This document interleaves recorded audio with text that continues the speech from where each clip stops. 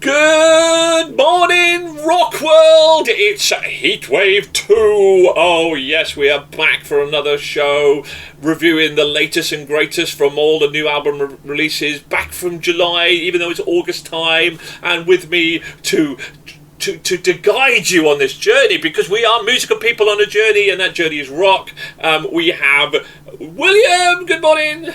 Good morning. Ian, good morning. Good morning to you. Good morning, Simon. Good morning. Good morning. And live from Scotland, next to a lock. Good morning, Nathan. Hello. Hello. I mean, you know, I think we should all go to Scotland one time and just like sit on a lock and do our rock review. So, but Yeah, there's space in the van for all of us, right? We could all Yeah, squeeze for in the back. sure, you're more than welcome. Yeah, easy. I'm only a little off. It's fine. I have to be honest, from that angle, Nate looks like he is on the most flowery, most He's at Woodstock. Harry Potter train. He's at Woodstock, He's on the Hogwarts Express flower. Right. Well, listen. What a an interesting show. I think is probably the word that we have lined up for you. So, who is on today's lineup? Well, we're going to open up with the Taz Taylor Band and their new album Nocturnal. 91 Sweet back in the game. Sinner with Brotherhood. Jeff Beck and, yes, you heard it, folks, Johnny Depp with their album 18. Alexisonfire, or I like to say Alexisonfire, with their album Otherness, and The Mighty Journey with their album Freedom. So, just a bit of housekeeping. We are going to review this, and then we're going to give our ratings out of 5. So, and just to say, these are, and I've coined a phrase, guys. It's called the My Cot rating. My cup of tea rating. How cool is that? Yeah, all right, no. But it's our own personal ratings. We're not musical professions.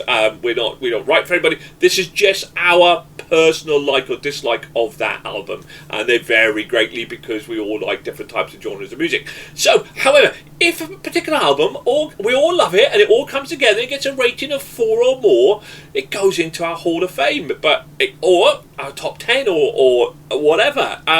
But there's only 10 albums that have ever got. And yesterday, in Heatwave 1, guys, we had a landmark. We did our 100th album review. 100. Wow. So we're now on something like 103. So there we go. Hey, rock on. How cool is that? So, right, okay, we are going to crack on with the Taz Taylor Band with Nocturnal. Now, we don't have Pablo Matthews here, who normally does a bit of research, so we'll give a little bit of flavour here. So, Nocturnal, now, on their website, he states, Taz Taylor, that he's probably the best rock guitar player you have ever heard of. So we'll find out your opinion on that. Formed in 2001 from LA, and this is their 5th studio album, plus one. They did one with Graham Bonnet. Oh yes, and which we reviewed Graham Bonnet, the mighty Graham Bonnet, ex-Rainbow, etc. So I'm going to start with you, Nate, because of that statement as probably the best rock guitar player you have ever heard of, which was all on his website. Would you agree with that, Nate? What did you think of Taz Taylor? Have you heard of him? No. Maybe he's the greatest rock guitar player I've never heard of. Yeah. We'll go for that. And you know, I didn't mind not hearing of him. I didn't feel like I was lacking. Did you not think that part of your life is now complete now that Taz Taylor is now in your life then? Infinitely complete. He has completed the jigsaw puzzle that is my life. Dude, I thought it was boring. I really did. It's just so it's fine. Like, it's just fine. I didn't feel that. I thought the melodies lacked real dynamic. He was quite one. In fact, the whole band is quite, and I like dips and troughs and something interesting. But I mean, it is straight rock. I'd never turn it off. I don't think. If I wandered into a bar or something, I wouldn't be like, "What the hell is this? Get it off." It's absolutely fine. But if you're going to make a statement like I'm the greatest rock guitarist or whatever, all right, man, you better have something to set you apart. And I just didn't think it did. No. Simon, have you heard of Taz Taylor and before? No. Never. Well, let's be honest, mate, you hadn't heard of Marillion before, so it's no surprise that you would know Taz Taylor. For God's sake. No, exactly, absolutely. I mean, Youngie Malmsteen might have a few words to say about being the best rock guitarist as well. But yeah, I think I completely agree with Nathan. I think he put it very succinctly. It's just boring. Just nothing particularly interesting stood out with the album. Nothing exciting about it. I put it in the dad rock category. Sure. It's all right. You know, nothing offensive. Wouldn't turn it off. But I can't even think of a single song that particularly was memorable from the album at all. Just really sort of like, yeah. Yeah. Will, what about you, mate? I mean, Hello, Will. I'm imagining that this really, from what I know of you, Will, was really not your cup of tea. What gives it away? I don't know, right? Because you are obviously a resident power metal kind of aficionado. Well, actually, there's two of you, actually, to be honest with you. So, but what did you think? So I should have really nudged the warning from the opening track, because it tells you that by listening to this album, all you're doing is wasting your time. It's just a bit naff, isn't it? Yeah, fair. All I felt when I was listening to the album was, I don't feel like any of the music or the vocals fit the guitar that's being played. And I was like, it was an album written to show off his, the great guitar skills, which they're not that great, let's be honest. And it wasn't writing an album to write an album. It's like, let's write an album so I can show how amazing I'm at doing this guitar, blah, blah, blah. I just don't laugh, mate. Yeah. Just no. Well, moving on to our dad rock aficionado, then, Ian, would you describe this as dad rock? Because, I mean, like, you were splashing the 5 caches last week, but, what did you think of this? Yeah, definitely. I went to Fife City last time, didn't I? I've described this as a pleasant album. It is pleasant. There's nothing offensive about it. I agree with Nate when you said, I like dips and troughs. I agree. I like stuff to really get your teeth into, something that's a bit challenging. And there was nothing to challenge. And I'm just going to echo what everyone says and sum it up by saying, I'm happy to have it on, or, like you said, if it's in a bar or whatever. But it's not an album I choose to listen to. There are a couple of tracks I did like from it. Was the Accidental Tourist and Blue. I like both of those tracks. But the rest of it, there was nothing there that jumped out, and I think Will summed it up with his, his explanation of the opening track, definitely. So not a big fan, but I didn't hate it either. Just not a fan. Yeah, do you know what? This is odd because I think we're all really going to be very much on that same hymn sheet at the minute. I think there were some cool magical, I wouldn't say magical, but there were some cool musical moments in there. You go, oh, that was all right, but it kind of quickly faded away into, oh, right, then it gets into, it's kind of a, as you say, it's inoffensive, it is a pleasant listen, it's just doesn't really, if you're going to play in this space, you've got to do something a bit different, and really, it just did not. I'm going right along the same with you guys, very middle of the road. It wasn't bad. It was reasonably well produced. It was pretty good, but it just didn't go anywhere. And I agree with Nate. You put it on, and you go, oh yes, all right, that's a nice bit of background music. But yeah, as for honestly, you can't say probably the best rock guitar player in the world. I mean, if you're going to make statements like that, make it with your performance, not with your words. I mean, the rock band world, we are full of egotistical maniacs. But what I love about these egotistical maniacs is that a majority of them back it up with their performances, and they do that. They do the egotistical stuff on stage, actually not in writing. So, but there we go. Right. Would you guys agree? Hang on. Yeah, go for it. This is, I think, how I would characterise it. you don't mind it being on, but you'd never ask who it was. No. If you didn't know, you wouldn't ask anyone Correct. else there. Yeah, absolutely correct. Yeah. Correct.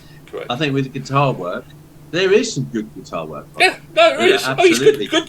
He's a good guitarist. Like Sure. Simon said, I think people like Eddie Van Halen can have a little one. Even Mick Mars from Motley Crue, I think, would have a valid shout. For sure. I mean, sure. you're living in the world of Eric Gales and Joe Bonamassa and people like that, and you go, nah, mate, no way, not close. We've all said there's good guitar work in there. Yeah, oh, there is. There's nothing wrong with it. It's inoffensive. It's nothing wrong solid. with it. There's no firework displays, is it? It's solid, isn't it? It's just solid. Yeah. It's just solid. But there we go. Right. Well, let's get our ratings, Nate. I mean, yeah, like 1.5, 1.5, 2. Yeah, 1.5. Simon. I'll be generous this morning. I'll give it a 2. Will. It's 1.5, isn't it? Ian. I just didn't like it. I didn't like it. Didn't hate it. It's 2.5.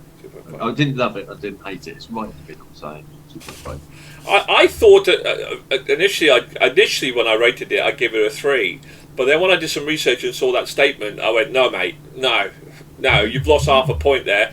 No, you're not having that. I'm not having that at all. So I also give it a 2.5 as well. 3, 5, 10.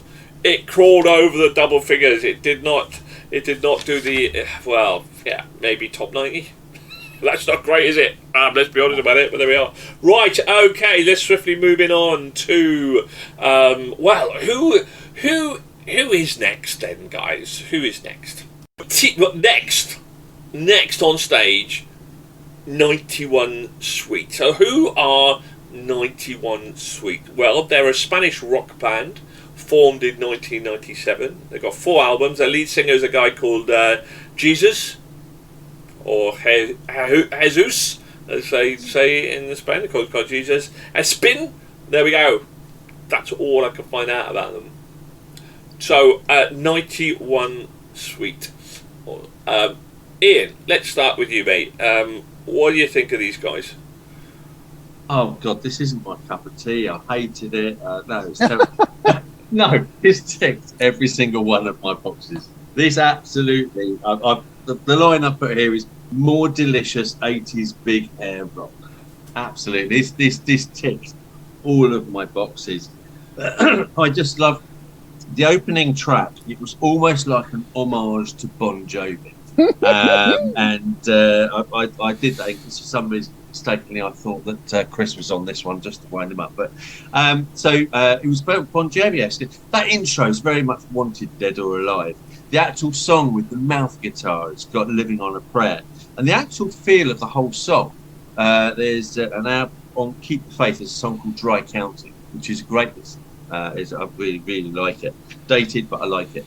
And that had that feel to it. And there were lots, but it wasn't a Bon Jovi song. It was just taking, the feel of it. And I felt that there were a lot of takings from other sort of big artists, but they applied their own style to it, which I really liked. I could hear a little bit of Bon Jovi in there. There was even sort of a country style track, but not once did it waver from what their sound is, what they want to do. I loved Once in a Lifetime. Such a good feel-good song. Have that on at 11 in the car. It is it's brilliant. Nothing I Wouldn't Do For You, written or performed with Robin Beck. Apart from Noise, does anyone know the name Robin Beck? Yeah, cool. So Robin Beck did the song first time about 1988, I think it was, which was massively used by a certain big red cola can company. I thought you were going to say Nate then. And it was huge. It was absolutely massive. It was number one in this country and about 18 other countries around the world. So it's really good to hear a voice from the past back doing something like this. Overall, fantastic album. Love the sound of it. And yeah, best listened to at 11 and in the car. Will, Will, let's have you. Let's go. Let's go, Will. Let's go, Will. let's Chopper Dunnins isn't here. So, what did you think? What did you Gotta think? take us, man. Do I have to have it at 11 in the car? Because I could name an infinite number of songs and artists I'd rather be deafening myself with in a car. So, while you know, the whole Bon Jovi thing positively, all I was imagining was just Bon Jovi with some fake tan on, a little fake moustache, pretend to be a little Spanish man, prancing around the stage. No, I didn't care. I'm not really a massive Bon Jovi fan. I don't really care for him. I think he's very overrated because I don't care for that music. Again, the album's fine. Again, there's some good energy in it, some nice guitar, nice music. But no, if I'm blasting music at 11, I'll deafen myself with Bring Me the Horizon or some edgy emo shit. Not this. No. So, talking big hair, Nate. Yeah. So I wrote down, this is the bastard child. Sorry, the unwanted bastard child of Bon Jovi and Bryan Adams.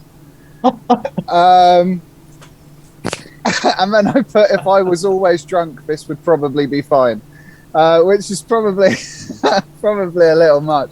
Listen, if you're gonna do the mouth guitar thing, you best be playing in Bon Jovi. Like, no one else. You're not allowed it. You're not allowed it anymore. I think they did it. You've heard it far too many times in the pub. Like, don't do it. The Bon Jovi was, as you say, there are nice little. They wear their influences on their sleeve, but I don't actually think they overdo it, despite what I've said. Because I think Bon Jovi and Bryan Adams, that's a good mix if you can put your own spin on it. So why put the mouth guitar in at all? You don't need to. You don't need to. It didn't add anything other than making you go, that's like Bon Jovi. That's all it did. That is all it did. And if you are not serving the song, you are serving yourself, usually, in writing. And I think that's a shame. But the album itself, fantastic harmonies going on. I mean, they can really play. I enjoyed it. It's not my kind of thing. I'd have called it cock rock again, as my hair blows in the wind. Side of a mountain kind of stuff, innit? Leather trousers. But that's all right. That's okay. I think I would enjoy it on a night out. As again, if I was always drunk, I'd have loved it. Yeah. Simon, talking about hair, the big beard man. What did you think of 91 Sweet? I'm not really sure what much else I can add at this point. I think the analogy is apt. I think I can mostly completely agree with what Nathan and Will and Ian have actually all said in sort of some weird conglomeration. Weird conglomeration. Yeah, what about that's just them talking normally now, let's be honest. Yeah, it just sounded like I actually would have said it sounded like a tribute band. It just reeked so much of Bon Jovi, and again, I'm not a particularly big fan of his. It's all right. I wouldn't turn it off, but I wouldn't request it either. So yeah, it's all right, pleasant enough to listen to, but meh. Yeah, it's really interesting. Obviously, I like that same sort of music as Ian. However, these days it's got to be something special. If you're going to play in this space, you've got to bring something a lot more fresher than this. Now, there's two elements to this. One, what Nate was saying, some of the guitar play, the musicality was really good. I mean, but we review a lot of bands, that are playing in this space that are very much that call it dad rock, call it that kind of Bon Jovi kind of split. But you've got to bring something a lot fresher and a lot newer than if you're going to do a math organ, do something like do something a bit more special with it than just do a Bon Jovi parody. And I think this is what let this down, was there was too much parody in there and not enough 91 Suite. I wish I was in number 9 Suite, further down the building. I wouldn't want to be next door on the same suite. So I wouldn't be knocking on their door. I think it was fine for what it was. It was okay. It wasn't bad. It wasn't brilliant. It was just a middle of the road rock band with some potential. Maybe bring your own kind of maybe style or nuances to the genre rather than actually just rehashing what's done. Saying that, their rehash was good. It was good. We heard some rehashes which are appallingly bad, and there were some really real sparks in there as well, but not enough to grab me, not enough to want me to download it, not enough to want me to add that to my playlist, and it just wasn't stand out enough for me, but it was okay. It was alright. So on the mouth guitar thing, I think it could be true that Bon Jovi did it so well because they used it perfectly for the right song, and that's a massive part of living for their success. So I think there's an element that when someone uses it and it makes you think, oh, that's like Bon Jovi, maybe that's kind of like a backhand compliment that you're doing it really well. I think that's a reach. I think that is. I'm going to justify that they were okay. That they were okay. I promise you. Please put them in the car. Please put Honest 11 in the car. Please, please. No, I love the sound of the mouth guitar. It's really good. So I'm going to stand up for the mouth guitar. I'm going to be the lone warrior standing up for it because it is a good sound, and I think it was used well. Did it make you think of Bon Jovi? Of course you did, because they're the masters of it. Ian, give us your rating. Shockingly, 5! Golden ticket time. Where's your golden ticket background? We love that. I'm searching for you. Need to send me the golden ticket background, by the way. All right, just saying. Yeah. Okay. Will. 5! Yeah, there we go. Oh my God, what's going on? What's happening? I deliberately talked over Will then to make us giving it a 5. Will, a 5? Was it a 5 as well? Oh God, no. Will. I just find it amusing that when I was writing my notes, I forgot the word for a mouth guitar, and I just wrote the whoa, whoa, whoa thing. I did too! I did too! It's the whoa, whoa, whoa machine. That's what it's right. It's a 2. It's 2. 2? Subpar. I'll take that from Will. Yeah. Definitely. Nate. Yeah, 1.5 again. Simon. I'm going to go slap middle of the road 2.5. Wow. I slightly above average. I'm going to give it a 3.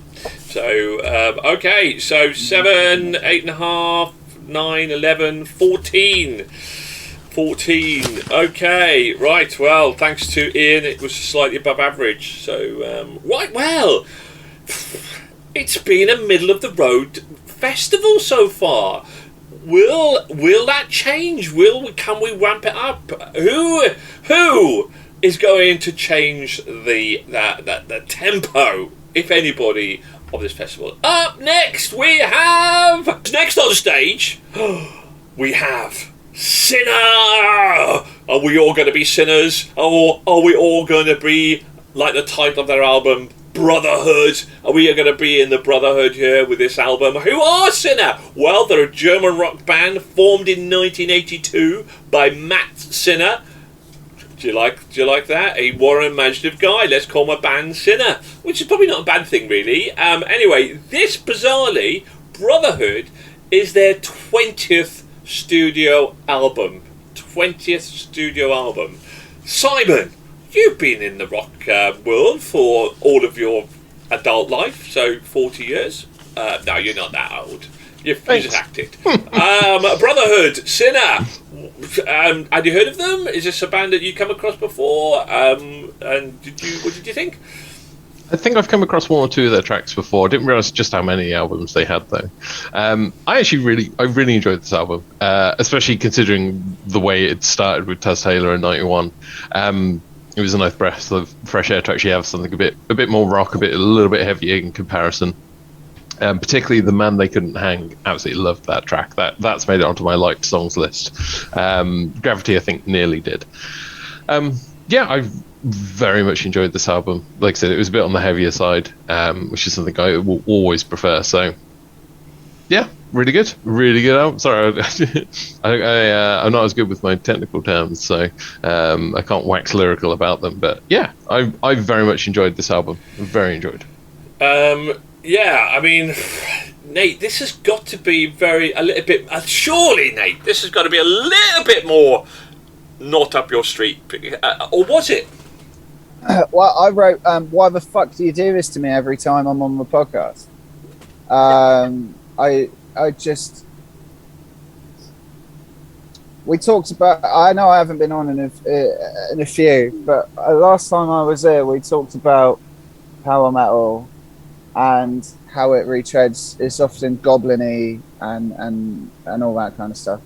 This was less goblin-y, really less goblin-y. So, in that regard, I liked it more than I liked the other power metal that we've listened to. But that being said, it's sort of, I suppose the analogy be, would you like, a ton of bricks dropped on you or a ton of, like, concrete? Doesn't really matter. It's still going to fucking suck. And that's kind of how I felt about this.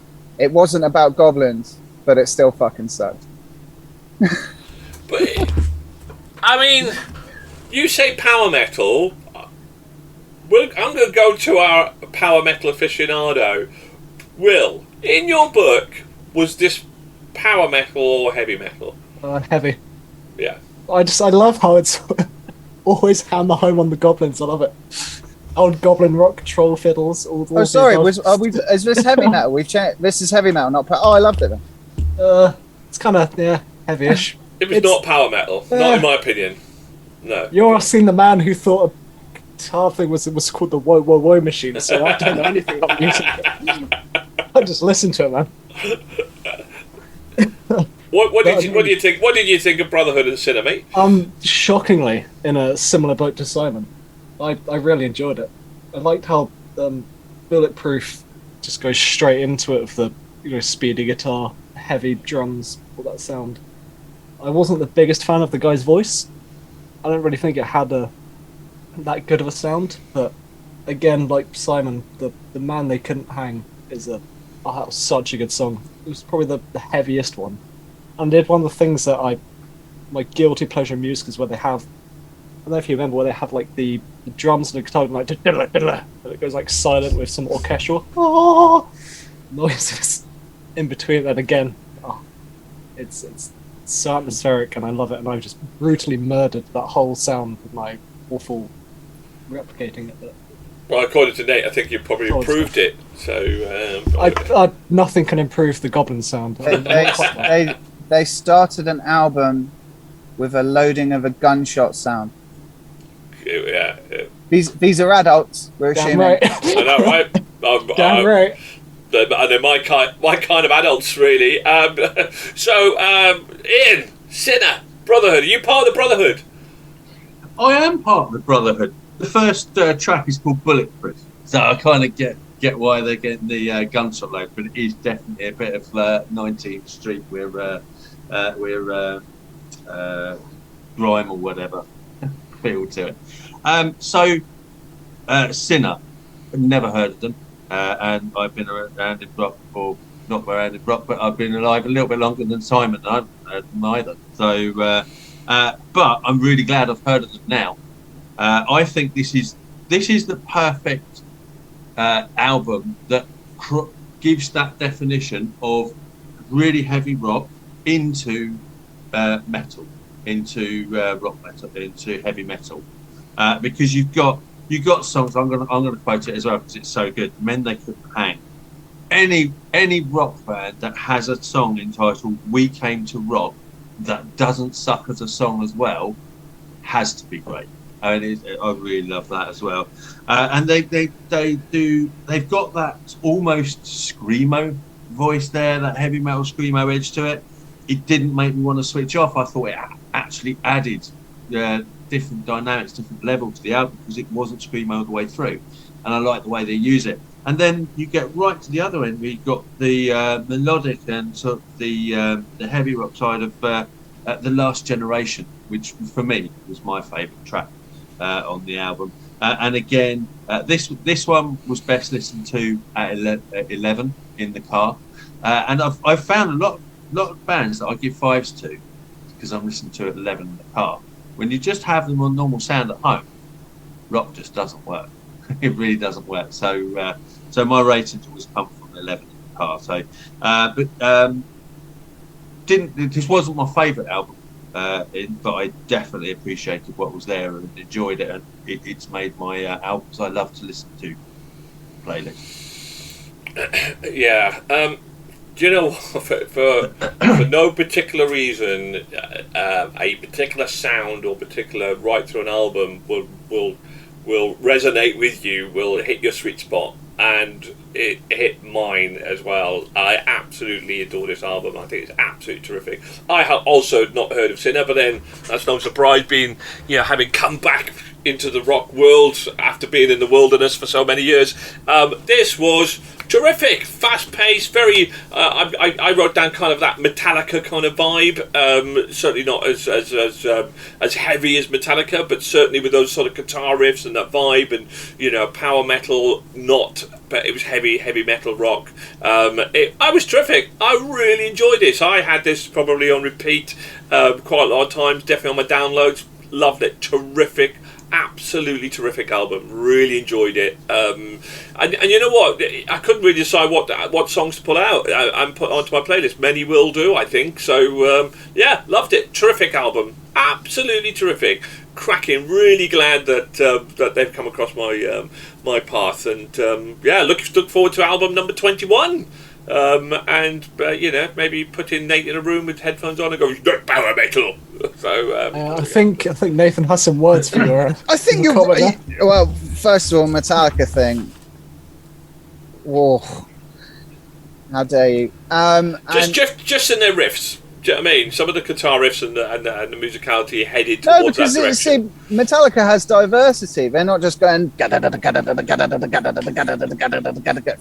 had diversity in it, definitely. Okay. I think my personal opinion. There we go. It sounds like someone castrated Avenged Sevenfold.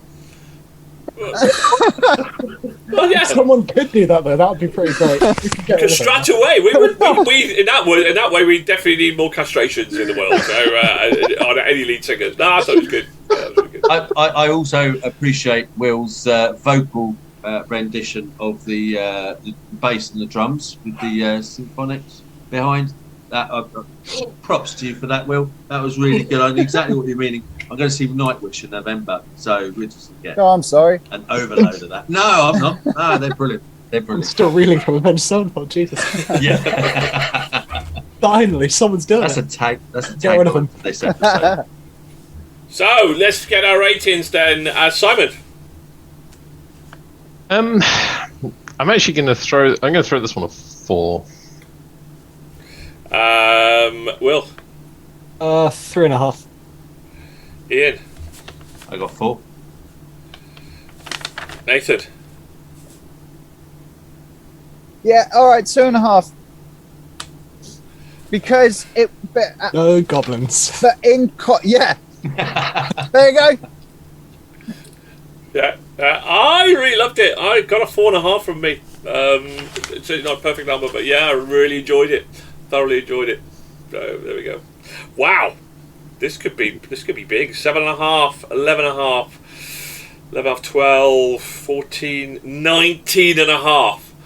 Oh, top 20. Not quite Hall of Fame, but that's a big score. That's a big score from us. So well done, Sinner. Not quite, as you say, not quite the Hall of Fame, but you'll certainly be in our top 20, which is bloody good. So well done, everybody. Okay, congratulations.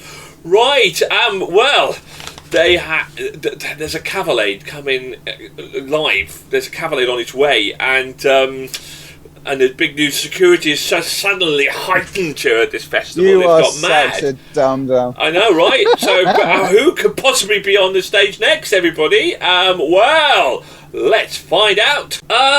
So, I can't hear over the sheer noise that's coming here from the stadium, because live here at the festival we have Jeff Beck and Johnny Depp. Yes, Johnny Depp!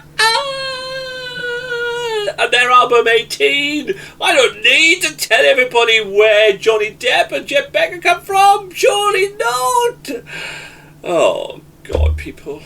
Johnny Depp's on stage with Jeff Beck.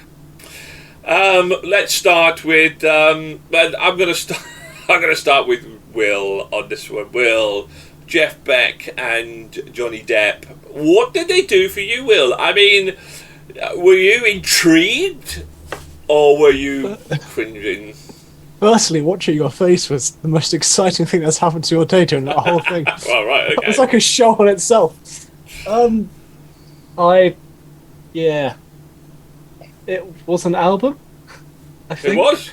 You're right. So they claim. I'm a bit mixed on it, because again, it just feels like, oh look, I can do technical guitar stuff, I'm just going to do that and make myself seem really cool. My biggest problem with the album is this is a really weird specific thing. I think the second track, the Death at the Resurrection or something like that, if you made them sing it in German, right, and add some distortion to the guitar, it would sound like the most generic Rammstein song. And all I could think about the whole time, I listened to it again, because it's that sound that they do. Add some distortion, make them sing in German, and so the entire time I was trying to listen to it again, all I could think was that one stupid fucking thing. It was alright. They can play guitars, they can sing. Yeah. Was Johnny Depp's voice better than you were expecting? I wasn't really expecting anything, so yeah. Were you hoping for some I don't have any pirate? expectations. Because we normally know you love your pirates. So I should have put the costume on, really, shouldn't I, for this? Yeah. I don't know where I've left it. Okay. So Simon, then, I mean, Jeff Beck. You must have heard of Jeff Beck, and he is a very famous guitarist. So, but what did this do for you, my friend? This album, it felt like it was two high school boys who've been given access to the music room, and it happens to have like a little recording booth in it, and they thought they were really cool and record their own deep and meaningful album to express their teenage feelings. And she's awful. Absolutely hated it. Absolutely, it's so self-indulgent and just so utterly screams of neediness. I did not like a single second of this album, and it really struggled to push myself through it. Just genuinely thought it was absolutely awful trite. Wow. I mean, the girls are giving you daggers right now, mate, out there. But there's one certain female that's probably cheering herself, away for you right now. So, anyway, Ian. So, Jeff Beck, just to look at the Jeff Beck side of it, I really like Jeff Beck. It's a typical Jeff Beck album. You're going to get weirdness. You don't know if you're going to like it. You don't know if you love it. And that kind of is the attraction of Jeff Beck for me. Because it's kind of like you've got to go through all the trite stuff to get to the really good stuff that he's well known for. I thought, clearly this is a delayed release for obvious reasons, having Johnny Depp on. And for me, Johnny Depp wasn't brought on because of his musical or his singing ability. He was brought on because he's a great actor. That voice I could listen to. I just listen to. And you can totally see how that brings that different edge that Jeff Beck likes to have. I just love Johnny Depp on this album. I totally don't argue against the points that have been said before. But for me, personally, I really liked that. I thought, he's got soulful voice. Death and Resurrection show. Will, totally. Totally. I didn't realise until you said that, and I've just literally had a quick lesson back again, and I'm like, oh my god, it totally is. But I love, it's one of my favourite musical composition styles, where it starts and builds and gets the power and the energy, and you get this big crescendo at the end. So that's a great one. There's a cover version there of What's Going On. That definitely could have been left off. You know, I don't think it needed that. It's got enough strength on its own, and it wasn't a great cover anyway. But if you've had it seems a really, really tough day, right? You work at Games Quest, Nigel's been at you all day, and you get home and think, I need something relaxing. Back up to number 11 again, Let It Be Me. I just thought, as a piece of art, rather than a really good song, but as a piece of art, that is really relaxing, chilling. It's peace. It's beautiful. I really, really liked this album. Not because it's musical composition or production or anything, but just for the sound that you get. Something very different, and it's one of Jeff Beck's good ones, 100%. So, that's my view on it. Well, you're getting a ticket to the party, aren't you? Nate, Nate, put your Muso hat on. Oh, you have. Talk to me. Okay, First of all, when I've had a tough day at work, I go and buy a Sabaton CD, drive to the biggest cliff I can find, and just throw it. Right, here's the thing. I read this thing. It was an article about whether Johnny Depp's a good guitarist or not, and they had a really interesting take. And it was also, I'm pleased to see someone else saying it. The problem is who Johnny Depp stands next to. He stands next to Joe Perry and Jeff Beck and stuff. So people go, "Oh, he's not all that good." He's a perfectly serviceable blues guitarist. Is Johnny Depp? He's perfectly average, but he's standing next to virtuosos. Jeff Beck is a virtuoso blues player. His finger style. He ditched the plectrum in the 80s or whatever. And it gives him a really unique sound. He often messes around with the tuning pegs as well to get different sounds of bends. He is a fantastically unique guitarist because if especially in the blues genre, you're going to usually think Clapton, Hendrix, Stevie Ray Vaughan, people like that. So he set himself aside by the sound he can make just using his fingers instead of a plectrum, and I adore that about him. I love this album because I like listening to Jeff Beck. I think the vocalist could have been anyone. I don't know how much. I think Johnny Depp is perfectly serviceable as a guitar player. I don't know how much studio time they were given old Johnny, because I'd imagine anyone could have laid down rhythm for that. And it's not as if they were, from what I've seen of the Hollywood Vampires and Johnny Depp on stage, he's fairly good at plumbing out some blues chords and stuff like that. I've never seen him take a solo. He probably can do. The man's nearly 60 and he's been playing guitar all his life and started out as a musician. I doubt he's totally shit. His voice is good, is perfectly serviceable. And I don't know, Ian, if you'd agree with this, it is entirely conceivable that this is the most eyeballs Jeff Beck will ever have on him.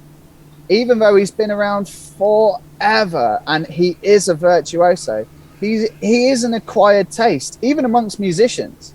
There's a video of him playing at Ronnie Scott's from about 10, 15 years ago, and it'll blow your fucking mind. It's amazing. So I think getting Johnny Depp involved is potentially a really good, a really good idea at this stage in his career. Let's have all the eyeballs possibly on Jeff Beck. Maybe get a bit of a payday, play some high, bigger venues and make a load of money. Not that I think Jeff Beck needs the money, but I think you know what I'm saying. If they let the guitar do most of the heavy lifting on this record, and that's exactly what you should do if you've got Jeff Beck in tow. I really liked it, and I thought I was going to hate it. I thought I was going to be able to do something funny on the podcast and rinse Johnny Depp and all of that stuff. But what's the point? I think it was really, really good. And oh, by the way, Sad Motherfucking Parade is one of the weirdest. I love that. It's just so odd. Just so odd. But brilliant. They were, you know, they had to release this after all the court case stuff because in case Johnny Depp tried to try and convince anyone that he was straight. You don't write that song if you're straight. Not a chance.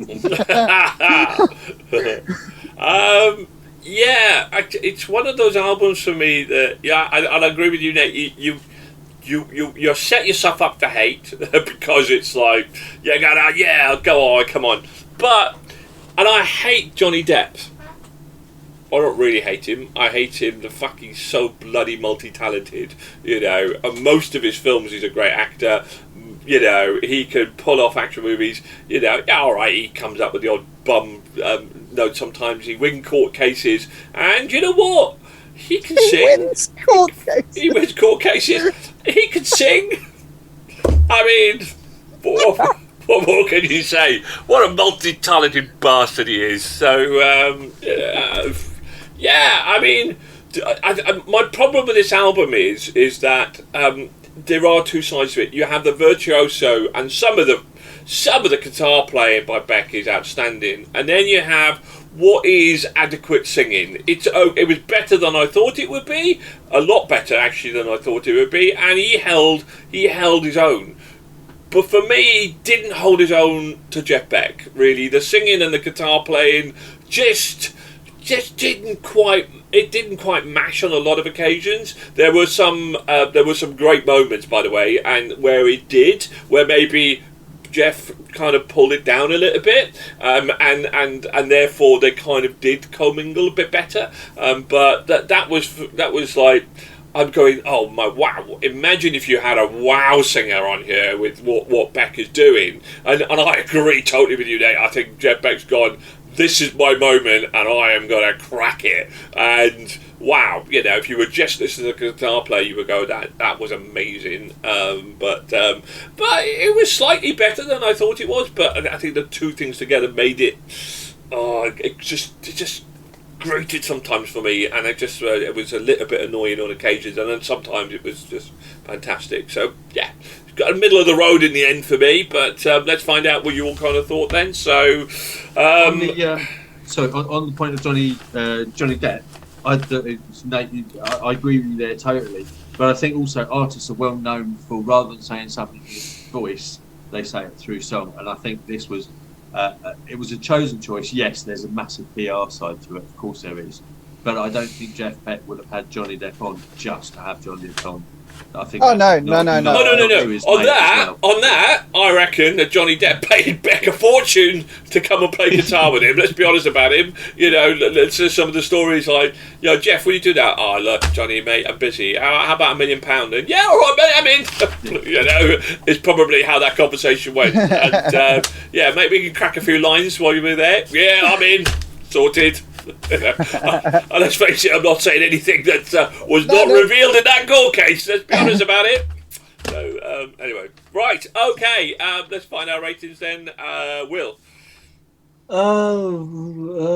2. Yeah, 2. Why not? Simon. 0.5. Whoa! That's half a mark more than I thought you were going to give it, mate. So to be honest with you, but there we go. Yeah, they submitted some homework, so I'll give them a point. Yeah. Ian. I, as a standalone piece of work with his talent, I fine. Wow! Absolutely loved it. Wow! I was not expecting that. For what it is, I think it's just fantastic. Really enjoyed it. Wow! Can I lower mine now? No, you can't. Bring mine down. Nathan. Yeah, 3.5. Ooh, big score for Nathan. And 2.5 from me. So you're all right, mate. You're all right, Will. It's not going Hall of Fame. All right, you're fine. 2.5, 7.5, 8, 11, 13.5. Average. Really. Still too high. Still too. Outrageous. Wow. I just thought it was 2 because the Ramstone thing made me laugh, and that's all I could think of. Well, you know, all the screaming kids have now gone, and we are left on stage. Who can follow that? Who could possibly follow that? And so who do we have next on stage at our wonderful Heat 2 festival is... Whoa, we're ramping it up here. Alexisonfire and their album Otherness. Who are these guys? Well, formed in 2001, it's split in 2011 and reformed in 2015. The band describes their music as the sound of two Catholic high school girls in a mid-knife fight.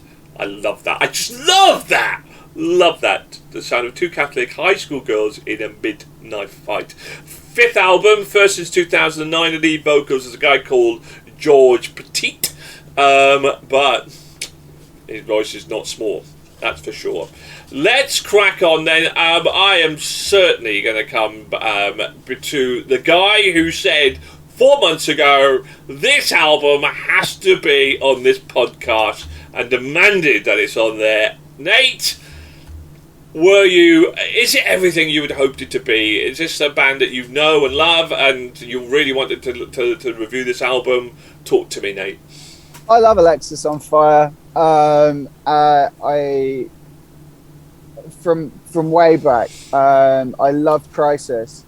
It was just the right kind of blending of sort of punk and hardcore, but also a bit more technical. And the things that I didn't like about the hardcore scene was usually lack of vocal diversity. Where Alexis really relies on a blending of the sort of screamo-esque, it's much less screamo now, but screamo-esque vocals. And Dallas Green, who is one of the guitarists, his vocal ability for the actual melody and harmonies and stuff like that. In fact, I believe they all sing. Because the other guitarist is the lead singer at Gallows now. Like there's a large amount of vocal talent and an array of vocal talent there. This album is entirely different to anything else because it's much less punk, it's much less hardcore, and much more rock. I mean, Sweet Dreams of Otherness, that intro's almost Biffy Clyro, like Sun Soleil, which is going to be a tattoo I get. It inspired an idea for a tattoo. The lyrics are very poignant to me at the moment, but that is just that. I mean, that's a city. So Dallas Green is also City in Colour, who you may or may not have heard of, but it's his solo project, and it's folky and rocky and not as heavy by any stretch of imagination. It just started out with him and an acoustic guitar. Sun Soleil is Alexisonfire doing City in Colour, in my opinion. It's absolutely beautiful and shows a real maturity the way they've been able to blend genres together. And it really did fill a hole left in me, a brand new shaped hole this album sort of filled, because I miss being able to listen to my favorite band of all time, which is brand new, and I have been looking for things to try and fill that, and this Otherness really did do a hell of an effort and a total change. They're gonna have pissed off a lot of their fans, man, because I think a lot of people were expecting this sort of, but they're 15 years older and their fathers and their perspectives have changed, and it was a really beautiful record. I loved it. Will, Alexisonfire, I like to call them Alexisonfire. Did this resonate with you, my friend? Is this something that had you heard of them before? Is this something you come across? Yeah, I'd heard of them before, but I'd never really sort of dipped my toes in and properly listened to them and tried them out. I'd heard of them and the kind of music they did. And so, like Nathan said, with the whole that sound, when I saw they were going to be on, that's what I was sort of expecting it to be, and it was different to what I thought I was going to hear. But as an album, I quite liked it. I obviously am a big fan of screamo and screamy vocals, and especially when it's used alongside clean vocals as well, because the way they play off each other, having it enhances the sound of both. So when you have pure screamo, it's just that's what you get, and pure clean, that's what you get. But when they're next to each other, one after another at the same time, it really enhances the sound of both the vocalists, so you can really see how good they actually are. It was just really good. I like it. Very good. Nice, solid, good music. Cool.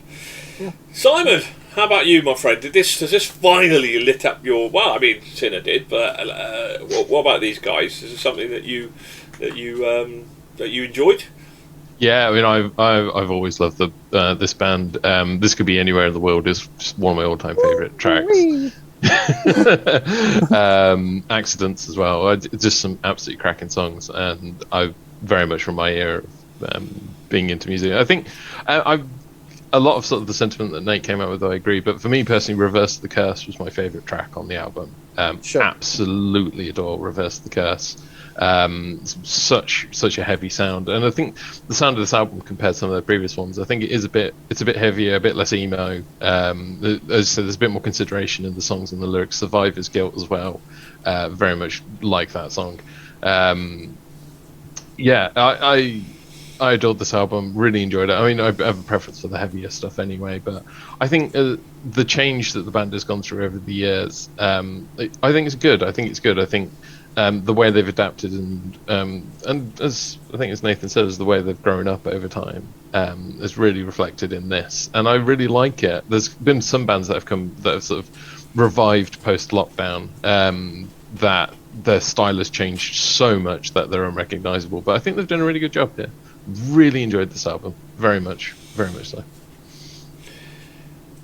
So far, it's been expected. I mean, these sort of comments, I would expect it based on that one. So I'm going to be intrigued, which is why I've left him to last year, because was this would not? I would suggest that I would say that this would be not your typical style, Ian. So what did you think of it? You're absolutely right, and certainly from hearing Nate and Simon describe what Alexisonfire have been like in previous incantations and albums, it certainly doesn't sound like my type of music. But because it's Nate and Simon, I'm now intrigued to go back and listen, because I know I'm probably not going to like the genre, but I want to go back and have a little listen. I thought this album was really clever. I described them having screamo vocals and clear vocals. Well, you're right, it's clean, absolutely clean vocals. And I put down here, it's almost got a schizophrenic quality to it, this album. And in terms of, it starts with this oxymoron of screamo and clean. How can you have the two together? But this is the great an example of people that know music, know what work together. It's got fantastic production, awesome music, and that oxymoron turns into a juxtaposition, which is really well blended. Exactly like Will said, when you have them side by side in a good arrangement, it just elevates the quality of the album. So I like that schizophrenic quality. I love the tunes that they're producing, even the screamo stuff. I didn't want to turn it off just because it was screamo. The production, the guitar work on it is fantastic in places, and it's definitely something I want to explore more. Even though I know I'm probably not going to like the genre. Was it my favourite album this week? No, it wasn't. But I'm definitely keen to find out a bit more and enjoyed listening to it. Well, cool. Here we go. Well, I hated it, but then I loved it, and then I hated it, and then I loved it. No album in the 100 reviews that we've done have I gone in such a pendulum swing of an album before, because as you know, if screamo is like out and out screamo, and all you hear screamo is a 10, and then it kind of comes down between the clean and the screamo, and I think I have a tolerance level of 3, maybe 4 to push, and this at times was a 5, and it was But I think one of the things that resonated with me from an album review that we did, or discussion that we did a while back, was Nate. One of Nate was so passionate about the musicality behind the screamo, and I thought, well, yeah, maybe I should try somehow to raise that tolerance level to absorb some of that. And Sans Soleil was probably going to be in my top 10 songs of the year, without any doubt, because it was so. And I love the fact that when these heavy guys then actually do clean sing, for me it is beautiful. I mean, I think some of these people have the most amazing talented voices, whatever, and almost makes me go, wish please don't do the screamo. So I've kind of it has swung in a pendulum, but I think the musicality behind this and some of the lyricism behind this is also phenomenally good. But, you know, in terms of the enjoying the album, for me, it just on occasions was too over that screamo level for me, and I couldn't quite get through it. So some of the tracks on the album I would skip. But the fact I listened to it 4 or 5 times, and the fact that it did get Wow. and the fact that some of the tracks on there were incredibly good and really did hit my sweet spot. I really did. A pendulum kept swinging for me, but there's no doubt about it. They are super talented, and I think if they can, and I agree with Will. I love when screamo accentuates the clean rather than. So I think what it is like. There's sometimes you have them both in parody. I prefer it to be more sort of towards the clean, and with the screamo accentuating the clean more. I liken things like Bad Wolves, for example, who I think who hit that spot just well. You know, but overall, I enjoyed the album. I thought they were really good. So On that screamo singing thing, I really think this album they learned to set aside a bit of ego. I think previously in Alexis stuff, it's been like, I'm the front man. No, I'm the front man. Like, kind of deal. Whereas the band let everybody in the band have their moment in this album. And it made for a much easier... I think they'll make a lot more fans out of this album than they will have previously. It was probably more commercial, wasn't it? That I kind of get that. It was more commercial screamo, but it would be interesting for you to. I also think he's blown his voice. Oh, really? Possibly. You can only scream like that. I mean, they've been on the Canadian punk scene for so many years before they made it big. You can only do that for so long. It's a very different scream to how it is on. You know, if you go and listen to This Could Be Anywhere in the World, it's like, that is metal screaming compared to this. Very different. I really like the song Sans Soleil as well. And I thought what I really worked about that was you get the opening 2 screamo heavier tracks, and then suddenly Sans Soleil comes along and just blows your expectation of what the rest of the album's going to be about. They certainly kept do we good like in that because of the contrast or the song itself. Whoever said schizophrenic, that's the perfect. Yeah, I love that. Split personality or schizophrenic, whichever. Right, Ian knows schizophrenic very well, so it's not surprising. No, I don't. Who's that behind you, by the way? Yeah. Right, okay, let's get our ratings. Nate? 4.5. Whoa! God, that could be your highest ever rating, mate. Wow. Okay, let's crack on. Will? 4. Yeah, 4. Why not? 4. Okay, Simon? I feel like 5. Yay!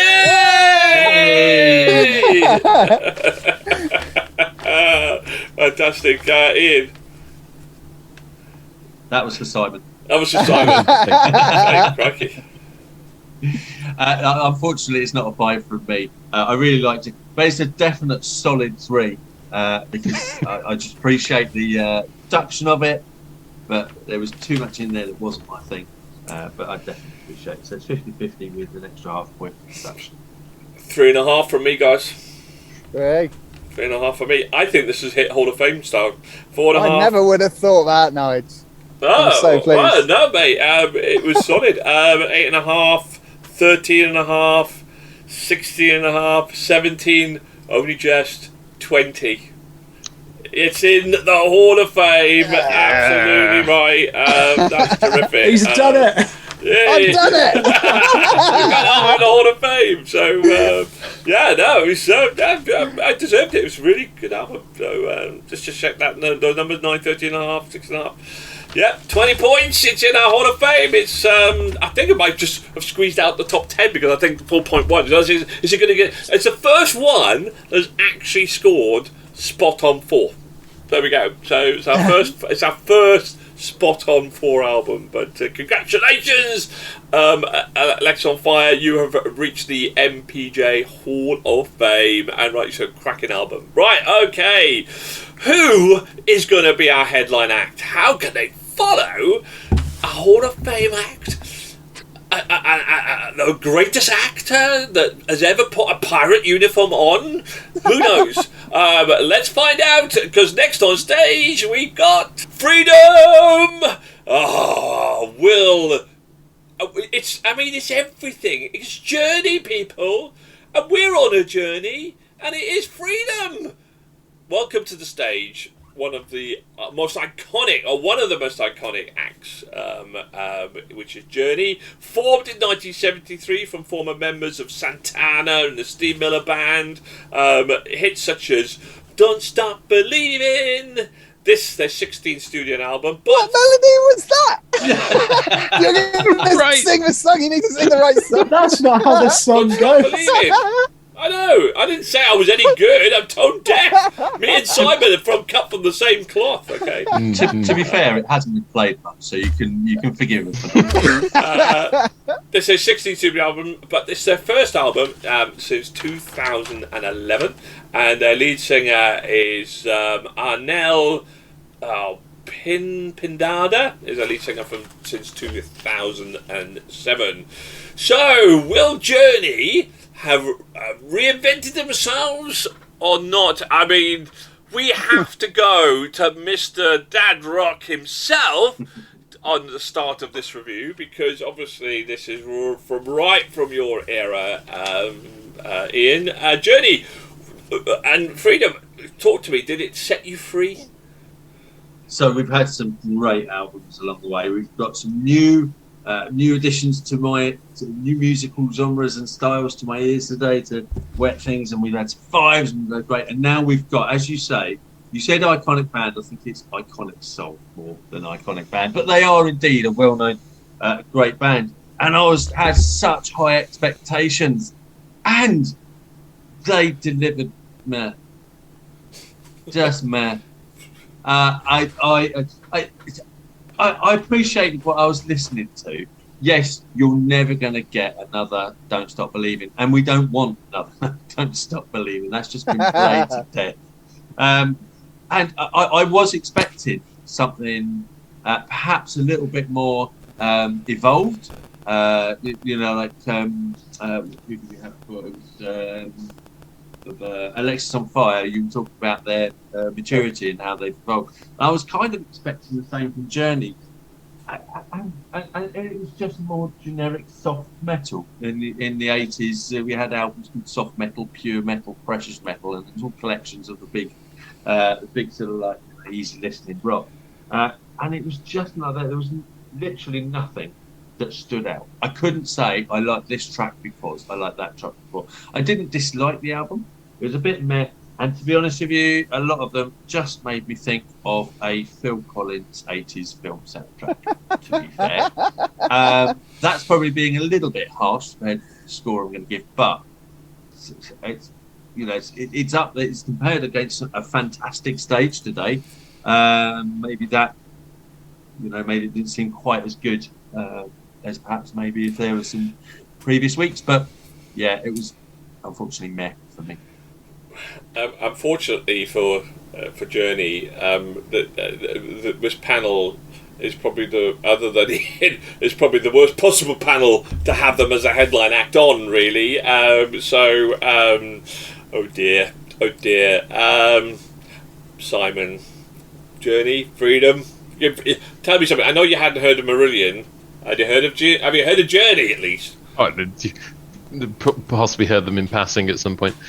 I think this is a curse of the headliner. I feel like we've had an amazing show. We've had a lot of energy. It's really crept up and really sort of had some great acts on the stage. But I don't know, maybe the organisers thought it was time everyone needs to go home, so they're putting on, that kind of like elevator music, really just bore everyone, make them try and vacate as quick as they can from the venue because they want to start cleaning up. This album was so boring. Just nothing happened. No highs, not even particularly lows. It just felt like the same song for 15 tracks, also way too long. I just really did not enjoy this at all. I wish Journey would go back to the drawing table and redo this, because they have some absolutely amazing hits. They have some great stuff in their back catalogue. I feel like this album is going to needs to disappear and just be forgotten from the records. Oh, poor Journey. Will you? I'm not even going to suggest that you're going to throw these guys a lifeline. Right. So, Will, what did you think of Journey? You must have heard of Journey. I've heard a song, a certain one song, and I'd been quite happy if the only song I'd ever heard of theirs was that. To be honest, I feel like the album suffers from a problem that Journey themselves have. But the album goes on for far too long, and they've been making music for far too long. Just stop. No, they can't stop believing, mate. They can't stop believing. They can, and they should. I'd actually encourage it if they just. If I didn't know this album came out in 2022, you would not think it. I don't know if it's just. I'm sure Nathan can say fancy Music Man words. But it doesn't sound like it was recorded today. It has that weird, like, unclean, unpolished sound that old music had when they didn't have good enough technology to make it actually sound good and clean. It's just a bit naff, isn't it? Nate, Stop making music. The musicality, Nate. Can you put some fancy musicality, Music Man words here? What did you think of Journey? And I presume you've heard of them as well. Yeah, I've heard of Journey, only because I am a dedicated High School Musical fan, as I'm sure you can imagine. I mean, yeah. I really liked it. Right. What? I know, it's weird, isn't it? It's weird. I'm as shocked as you. I know, I'm as shocked as you. I put it on and Alana was like, what the fuck are you listening to? I'm like, this is Journey, and she's like, yeah, does it need to be? Can we turn it on? Right. But I think what I think I made a disconnect, because listening to you guys speak, I really actually agree with everything you've said, but I just got in too involved with the guitar, right? So the guitar to me sounds like Steve Lukather from Toto. All of the guitar work sounds like Toto to me, and having seen the rest of Alexis sort of is not really a part of this, but the solo ability of everybody else. Jeff Beck's his own sort of weirdness, okay, but the other bands are very much, look at all the notes I know. Here they all are. You know what I mean? Whereas the playing in Journey, there's seasoned musicians that know when holding one note with decent vibrato is better than a 24 note run up and down the fretboard just to show how fast you can play. And I fucking appreciate that. one note can be better than 100. That's why Santana is so popular. I know he's not for everyone, but Santana can, with his guitar sound, Eric Clapton too, they can hold a note and make you involved in that note. Less can be more. Also, Journey's singer, whose name I don't have, I'm sure he was very produced. It was a very overproduced album. But he sounds fucking incredible. And I have to imagine he's roughly Ian's age, so he's at least 178. And and he sounds... Sorry, mate, I love you. He sounds great. The band sounds great. It sounds like Journey. If you like Journey, you're really going to like it. If you don't like Journey, you won't. It will get a higher mark from me because I put it on grudgingly. Like, fuck. I can't believe I've just listened to Alexisonfire. I just had the pleasant surprise of liking Jeff Beck and Johnny Depp. And then, like, maybe I was just in a good... Maybe that's it. I was just in a good mood. But I even wrote down, like, names of... I don't do this, but, like, amazing, sounds like Steve Lukather. Journey Ever Same As Ever. It's awesome solo. You know, it's hand-grasping music in the air, like, and that's kind of not my bag. But I had, in the moment, I was sort of like, yeah, go on, lads. On your way. Have fun. And I'll never listen to it again, but it made me happy for an afternoon. Yeah. I suppose I echo what Ian and I think I'm on the same page as Ian and Nate here. If you like Journey, you will love this album. For me, though, it was just a rehash of Journey. It could have well been like their greatest hits. Put Don't Stop Believing, and you would have thought that all the other songs would have come probably from all the other albums. There was nothing really new here. It was well produced, it was well sung. There were some lovely moments in there. Again, it was just okay. It didn't hit my downloads. It's certainly not going to go on repeat, but it was just a nice. I think you've summed it up. It was a nice, pleasant listen to, without it being. Just like it was better than you couldn't rate it below, some of the opening acts you've got here because it was just okay. But I think you've got to appreciate that Journey sound. But it was just, and I agree also with what Will said. It was very Will or Simon, one or two. It was just like. You felt every song was very similar. There wasn't a massive amount of variation in there as well, which kind of dead down a bit, but it was just okay from that perspective. Anyway, I thought that we were talking about Jeff Beck and Johnny Depp and it being a PR and promotion for each other. I definitely got the feeling they've just produced an album to get Don't Stop Believing back in the stadium, in the arenas again. I thought there was an element of that. It's like, let's have an album. We know that people come for that song. Well, I don't know, mate, but they've taken 11 years to do it. So they haven't actually done an album. Yeah, they were very prolific. I think they were very prolific up until then. But yeah, so. That's because 11 years ago, High School Musical did "Don't Stop Believing," and Journey went, "Oh fuck, we've got to go again." We don't need to. Let the royalties roll in, people. Oh shit, the royalties have stopped. We better produce an album. But yeah. Sorry, just a little bit. It was Glee. Not High School Musical. Oh, is it Glee? Yeah. Shit. Even worse, it was Glee. It's just otherwise there's going to be people commenting saying, I'm getting... Which is just... Mate, I'll take a comment! Comments! Comments! Don't stop teasing. Comments and likes. The missus next to me is shouting it wasn't High School Musical. But I couldn't hear. I just thought she was angry that I was still talking about Journey. But no, apologies. It is indeed Glee. Internet land. Yeah, no. It was High School Musical. Podcast. Put some comments down there. Let's have a comment fight between Glee versus. Hey, rock bands. Can you imagine a gang war? A gang war between Glee versus High School Musical. I hate to watch that. That'd be amazing. Have you ever seen a sing off? Any comment? I'll take it. Right, people let's get fighting our rating, with pom-poms. Ian. Little pop sing offs. So yeah, 2 out of 5. 2. Yeah, Fuck 2. me, Jenny's 2. going to get the highest score from me.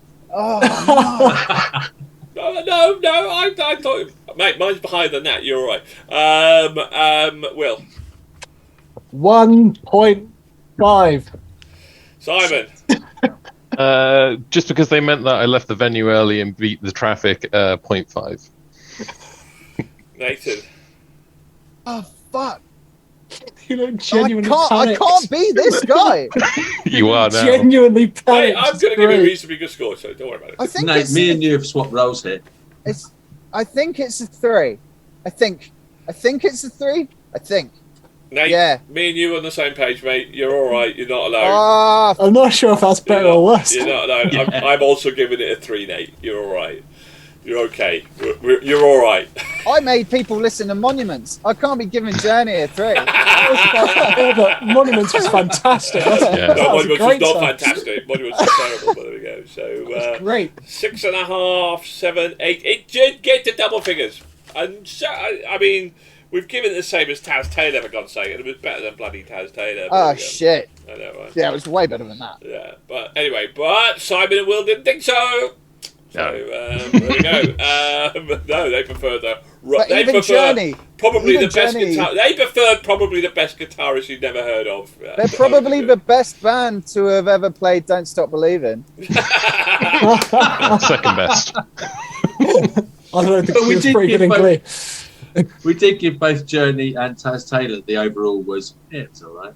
Well, anyway, look, in summary, we got a new Hall of Fame with Alexisonfire. Congratulations to those guys. Sinner nearly made it, 19.5. That was obviously a very good album as well. And then everything else kind of paled away into insignificance, not to be ever remembered, and into the bowels of maybe the top 100, but not for long. Anyway, so thank you very much, everybody, for joining us. Thank you, Nate, from the banks of Loch, wherever he is in Scotland. Thank you very much for joining us today. Thank you. Would you say it's been a journey? Oh, definitely. And it's been on fire. It's been on fire. So there we go. Thank you, Ian, for joining us. Thank you very much. Appreciate it. Thank you, Ian. Thank you, Simon. Yeah, thank you. And thank you, Will. And goodbye to everybody. Tune in next month. We are even more on fire because we're going to have something about 7 or 8 albums on each show to review because of so many releases, people. So many great releases. Okay, tune in next month. And thank you very much for joining us. Please like and subscribe. And we hope you enjoy it. And you hope listening to our rantings. And keep on rocking and keep on your own journeys. Thank you very much, everybody. Bye.